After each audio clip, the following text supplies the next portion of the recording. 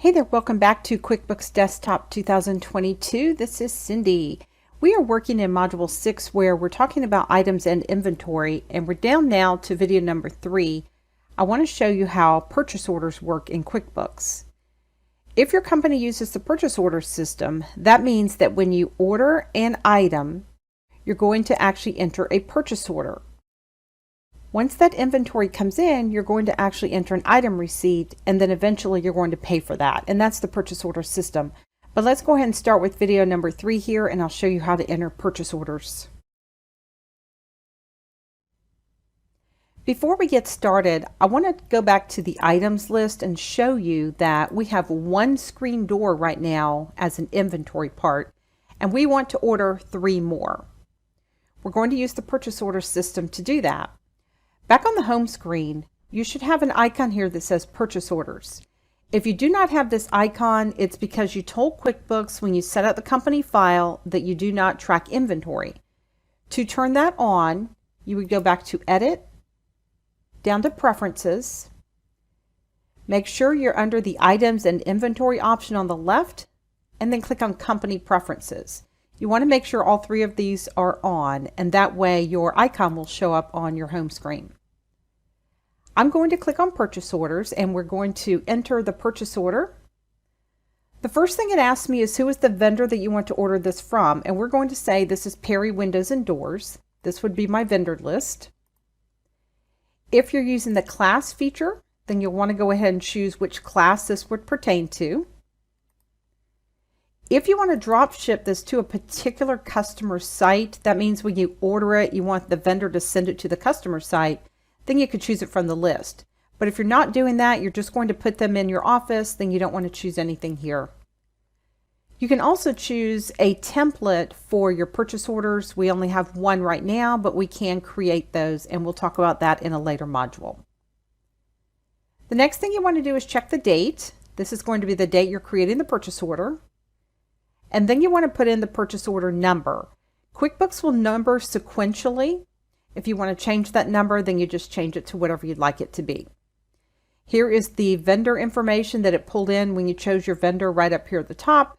And next to that is the ship to information if you were shipping it directly to a client site, or if you're not, you'll see it pulled in your company information. What you want to do is go down on the first line under item, and you just want to pick screen door. And if you want to add a description, this would be the description the vendor uses. They might have a particular part number, they might call it a particular brand name, but you can change that to say anything you'd like. We're going to order 3 more of these, and let's say that we're ordering 3 because they're on sale. They're $185. So see, I'm going to change that right there. If they were for a particular customer, again, you would pick the customer and job from this list. And if you were using a unit of measurement, you would choose it from that list if you could. And you can see it pulled over the total there of $555. You can keep adding as many items as you like to this purchase order. A couple of quick things. You'll notice at the bottom left of the screen, there is a place for a vendor message. That would be something that you would put in there that only you would see, and then a place for a memo. Over on the right-hand side, you can see your history here. If you want to hide that, just use the arrow to hide the history, or the left arrow to show the history. But that's just going to show you information about the vendor. You can see their phone number, if you have an open balance with them, if you have any purchase orders still that need to be received, and then recent transactions will show up here.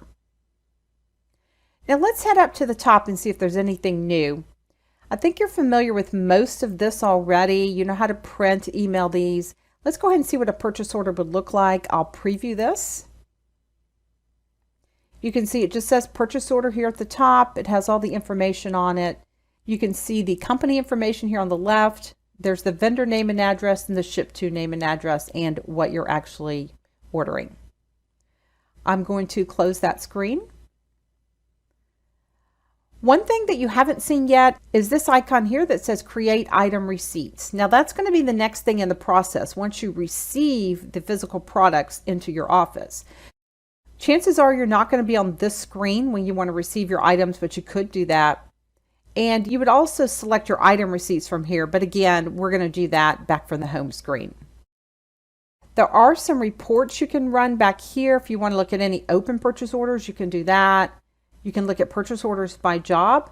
You can look at them by item detail. You might see an item listing and then purchases by vendor detail. I'm going to click Save and Close at the bottom, and now that purchase order has been created. What I want to do is go back to the items list and just show you that you still only have one screen door right here. And that's because you've only ordered it, you have not received it into inventory yet. And that's the next thing we're going to talk about. If you'll head on over to video number 4, we're going to talk about how to receive those items into inventory.